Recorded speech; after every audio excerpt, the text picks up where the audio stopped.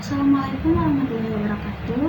Selamat pagi semuanya. Alhamdulillah kita masih diberi kesempatan untuk mengikuti pembelajaran seperti biasanya. Nah, sebelum memulai pembelajaran, di sini kita akan berdoa terlebih dahulu. Berdoa mulai. Berdoa selesai. Nah, sebelum memulai pembelajaran, itu akan mengambil absen terlebih dahulu. Untuk yang namanya dipanggil, silakan angkat tangan. Raihan Harun, Putri Novela, Aristia Manda, Dewi Ramadina Pemenang. Baik, kemudian di sini kita akan mulai materi dengan pembahasan sifat-sifat seorang pendidik dalam Quran Surah Al-Imran ayat 159. Surah Al-Imran adalah surah ketiga dalam Al-Quran. Surah ini terdiri dari 200 ayat dan termasuk surah Madinah. Dari permulaan surah hingga ayat 83 merupakan ayat yang turun berkenaan dengan delegrasi Najran. Dinamakan Al-Imran karena memuat kisah keluarga Imran yang di dalam kisah itu disebutkan kelahiran Nabi Isa, persamaan kejadiannya dengan Nabi Adam, kenabian dan beberapa mukjizat serta disebut pula kelahiran Maryam binti Imran. Dalam surah Al-Imran ayat 159 menjelaskan bahwa Rasulullah memiliki sifat lemah lembut. Sifat terpuji itulah disebabkan karena rahmat Allah, mencintai Rasulullah dan suka berdekatan dengan. Karena sikap lemah lembut inilah orang-orang mencintai Rasulullah dan suka berdekatan dengan beliau. Surah Al-Imran ayat 159 yaitu A'udzubillahi minasyaitonirrajim Bismillahirrahmanirrahim.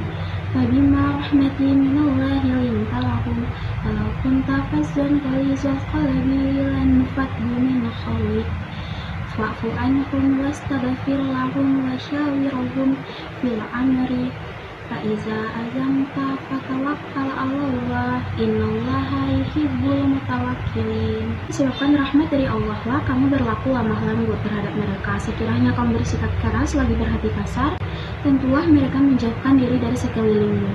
Karena itu maafkanlah mereka, mohonkanlah ampun bagi mereka, dan bermusyawarahlah dengan mereka dalam urusan itu.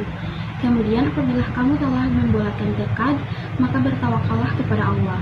Sesungguhnya Allah menyukai orang-orang yang bertawakal kepadanya. Quran Surah Al-Imran ayat 159. Penjelasan Quran Surah Al-Imran ayat 159. Pertama, bersikap lemah lembut. Maka disebabkan rahmat dari Allah lah kamu berlaku lemah lembut terhadap mereka. Maksud dari potongan ayat di atas yaitu dengan rahmat atau kasih sayang Allah Azza wa Jalla kepadamu dan kepada para sahabatmu, engkau bisa berlemah lembut dan bisa menurunkan sayapmu atau bersikap rendah hati. Engkau berlaku lemah lembut dan berakhlak mulia kepada mereka sehingga mereka bisa berkumpul bersamamu dan mencintaimu serta melaksanakan perintahmu. Jika seseorang memiliki sifat lemah lembut, maka sifat itu akan menghiasinya dan orang-orang di sekitarnya akan senang dan tidak takut dengannya. Salah satu bentuk kelembutan Nabi SAW adalah ketika beliau selesai dari perang Uhud.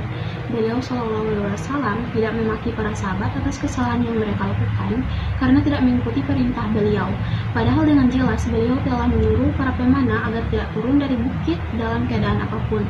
Tetapi sebagian besar mereka justru meninggalkannya, sehingga kaum muslimin mendapatkan kekalahan pada saat itu. Ini semua berkat rahmat atau kasih sayang yang Allah Azza wa Jalla berikan kepada beliau Shallallahu Alaihi Wasallam sehingga beliau bisa berlemah lembut terhadap mereka. Kemudian yang kedua, tidak bersikap kasar dan keras. Kata-kata kasar dan keras hati adalah sikap yang secara fitrah dibenci oleh manusia. Jika ada pemimpin yang kata-katanya kasar dan hatinya keras, manusia akan menjauhinya. Kalaupun ada yang mendekat, mereka mendekat bukan karena cinta, tetapi karena takut dan terpaksa. Dengan sifat lemah lembut yang beliau miliki, para sahabat tidak merasa segan untuk dekat dengan beliau Shallallahu Alaihi Wasallam. Bahkan mereka sangat merindukan Nabi Shallallahu Alaihi Wasallam jika mereka berpisah dengan beliau. Kemudian yang ketiga ada sifat memaafkan. Rasulullah SAW ketiga sifat memaafkan. Rasulullah SAW telah melakukan hal yang luar biasa meskipun beliau dengan tidak diberikan hak-haknya, beliau memaafkan orang yang menzaliminya, bahkan beliau mendoakan kebaikan untuknya. Kemudian bersikap demokratis. Rasulullah SAW sangat sering mengumpulkan para sahabatnya untuk bermusyawarah. Di antara musyawarah yang pernah beliau lakukan adalah pertama, musyawarah untuk menghadapi kaum musyrikin Quraisy sebelum perang perang Uhud terjadi. Kemudian musyawarah untuk menghadapi kaum musyrikin Quraisy dan Ghatfan sebelum terjadi perang Khandaq. Akhirnya beliau menerima pendapat Salman Al-Farisi radhiyallahu anhu untuk membuat parit besar, panjang dan dalam sehingga kaum musyrikin tidak bisa melewati parit tersebut dengan mudah. Kemudian musyawarah ketika berada di Al-Hudaybiyah. Dan ada musyawarah-musyawarah lain yang beliau SAW lakukan. Sudah sepantasnya seorang muslim yang bekerja sama dengan orang lain untuk membiasakan musyawarah dengan mereka. Masing-masing orang itu memiliki kelebihan dan kekurangan yang tidak dimiliki orang lain. Kemudian yang terakhir, tawakal dan menerima hasil musyawarah. Imam Al-Baghawi rahimahullah mengatakan, apabila kamu telah membulatkan tekad, maka bertawakallah hanya kepada Allah, bukan bertawakal kepada musyawarah dengan mereka. Yakni laksanakanlah perintah Allah, yakinlah dengannya dan minta tolonglah kepadanya. Demikian pula Ibnu Katsir mengatakan, yakni apabila engkau bermusyawarah dengan mereka dalam urusan itu dan kamu telah membulatkan tekadmu, hendaklah kamu bertawakal kepada Allah. Inilah yang diperintahkan Allah. Jika musyawarah telah menghasilkan keputusan, pegang keputusan itu dan bertawakallah kepada Allah. Jangan risau dengan hasilnya, jangan menyalahkan musyawarah jika ada hal yang tidak sesuai dengan harapan, sepanjang sudah menjalankan hasil musyawarah itu. Kemudian kandungan surah Al-Imran ayat 159 yang pertama yaitu Rasulullah memiliki sifat lemah lembut dan sifat itu disebabkan oleh rahmat Allah. Kedua, karena lemah lembut itu dari rahmat Allah, seseorang yang menginginkan lemah lembut ada padanya, ia harus memintanya kepada Allah dan berupaya mendapatkan rahmatnya. Kemudian yang ketiga, manusia menyukai pribadi yang lemah lembut, sebaliknya membenci kata-kata kasar dan sikap keras hati. Manusia akan menjauh dari orang yang suka berkata kasar dan hatinya keras. Kemudian keempat, Rasulullah memiliki akhlak yang agung, diantaranya adalah pemaaf, suka bermusyawarah dan tawakal. Kemudian yang kelima, Allah memerintahkan hambanya agar memaafkan orang lain dan mengutamakan musyawarah dalam mengambil keputusan. Kemudian yang keenam, ketika musyawarah telah menghasilkan keputusan, maka harus dilaksanakan dengan dilandasi tawakal kepada Allah. Kemudian yang terakhir, ketujuh, Allah mencintai orang-orang yang bertawakal.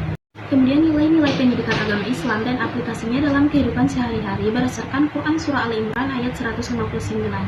Pertama yaitu lemah lembut. Nilai pendidikannya dalam mendidik, sikap lemah lembut mencerminkan kasih sayang dan kesabaran. Seorang pendidik yang lemah lembut lebih mampu menjalin hubungan yang baik dengan peserta didiknya, menciptakan suasana pembelajaran yang nyaman dan penuh kepercayaan. Kemudian aplikasinya dalam kehidupan sehari-hari, pendidik dapat menunjukkan kelembutan saat berinteraksi dengan murid atau orang lain. Misalnya menghindari nada bicara yang tinggi atau sikap memarahi ketika memberikan teguran, melainkan lebih memilih pendekatan yang penuh pengertian dan kesabaran. Kemudian tidak bersikap kasar atau non-harshness. Nilai pendidikannya yaitu sikap tidak kasar atau keras dalam mendidik, menghindari terjadinya perpecahan atau menjauhkan peserta didik dari ilmu. Kerasnya hati dan sikap kasar dapat merusak hubungan baik antara guru dan murid. Kemudian aplikasinya, seorang pendidik sebaiknya selalu mengedepankan kelembutan daripada kekerasan dalam bertindak. Ini dapat diterapkan dalam kehidupan sehari-hari dengan memperhatikan perasaan orang lain dan menghindari tindakan yang dapat menyinggung perasaan, baik dalam lingkup pendidikan maupun kehidupan sosial.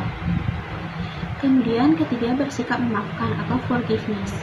Nilai pendidikannya, kemampuan untuk memaafkan kesalahan orang lain termasuk murid mencerminkan sikap tawadu dan kesabaran jiwa seorang pendidik. Hal ini membantu menciptakan suasana harmonis dan saling menghormati dalam proses pembelajaran. Aplikasinya dalam kehidupan sehari-hari, memaafkan orang yang melakukan kesalahan baik dalam keluarga, pekerjaan, atau masyarakat adalah tindakan yang akan menumbuhkan kedamaian dan keharmonisan. Seorang pendidik yang memaafkan murid yang berbuat salah dan membuat murid merasa dihargai akan membuat murid merasa dihargai dan didorong untuk berusaha lebih baik. Kemudian bersikap demokratis atau democratic attitude. Nilai pendidikannya, bermusyawarah dan melibatkan orang lain dalam pengambilan keputusan adalah tanda dari sikap demokratis. Hal ini penting dalam pendidikan, di mana seorang pendidik perlu mendengarkan pendapat murid atau rekan sejawat dan membuat keputusan bersama yang baik bagi semua pihak. Kemudian aplikasinya dalam kehidupan sehari-hari, bermusyawarah dalam keluarga, pekerjaan, atau komunitas mencerminkan sikap terbuka dan inklusif.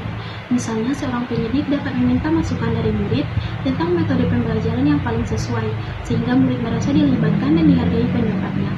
Kemudian tawakal. Nilai pendidikannya, setiap melakukan musyawarah, setelah melakukan musyawarah dan mengambil keputusan, tawakal atau berserah diri kepada Allah merupakan langkah penting dalam menghadapi hasil dari setiap usaha. Sikap ini menunjukkan keyakinan kepada takdir Allah dan menghindari dan menghindarkan dari keputusasaan. Kemudian aplikasi dalam kehidupan sehari-hari yaitu tawakal diterapkan dengan bekerja keras, kemudian menyerahkan hasilnya kepada Allah. Misalnya seorang pendidik yang telah berusaha semaksimal mungkin dalam mengajar, harus tetap tenang dan percaya bahwa apapun hasilnya merupakan yang terbaik yang telah Allah tetapkan. Kemudian, menerima hasil musyawarah. Nilai pendidikannya, sikap menerima hasil musyawarah menegaskan pentingnya kebersamaan dan keharmonisan dalam menghadapi keputusan. Seorang pendidik yang baik tidak memaksakan pendapat sendiri, melainkan menghargai keputusan yang dihasilkan bersama. Aplikasinya dalam kehidupan sehari-hari, yaitu hasil musyawarah diterima dengan lapang dada dan dilaksanakan dengan penuh tanggung jawab, baik dalam konteks keluarga, lingkungan kerja, maupun masyarakat. Sebagai contoh, seorang pendidik yang terlibat dalam pengambilan keputusan di sekolah harus menerima dan menjalankan keputusan dan yang dihasilkan dengan baik. Nah, alhamdulillah untuk pembelajaran hari ini telah selesai. Sekian dari Ibu. Wassalamualaikum warahmatullahi wabarakatuh.